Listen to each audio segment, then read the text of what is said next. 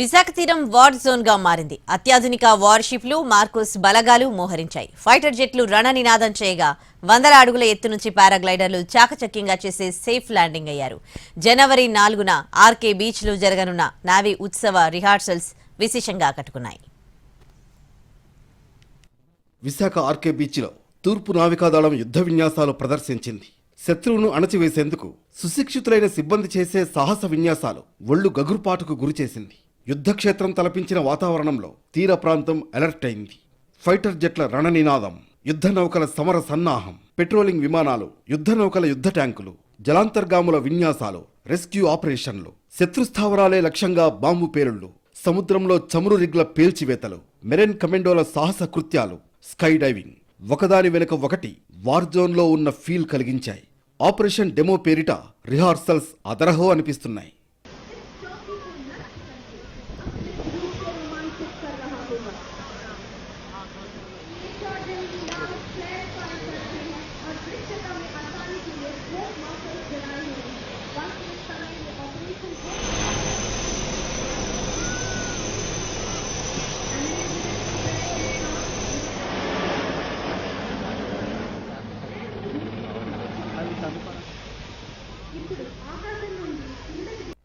తూర్పు నావికాదళానికి విశాఖపట్నం వ్యూహాత్మక స్థావరం.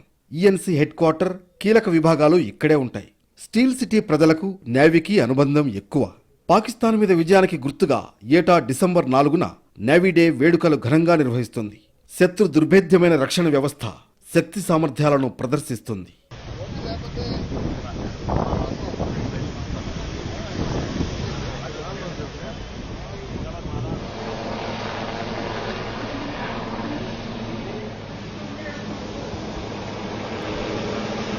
ప్రతి ఏటా ఆర్కే బీచ్ వేదికగా జరిగే ఈ సమర సన్నాహక విన్యాసాలు మొదటిసారి విశాఖ వెలుపల నిర్వహించింది తూర్పు నావికాదళం.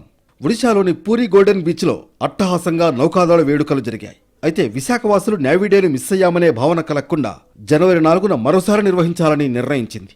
ఈ కార్యక్రమానికి ముఖ్య అతిథిగా సీఎం చంద్రబాబు హాజరవుతారు.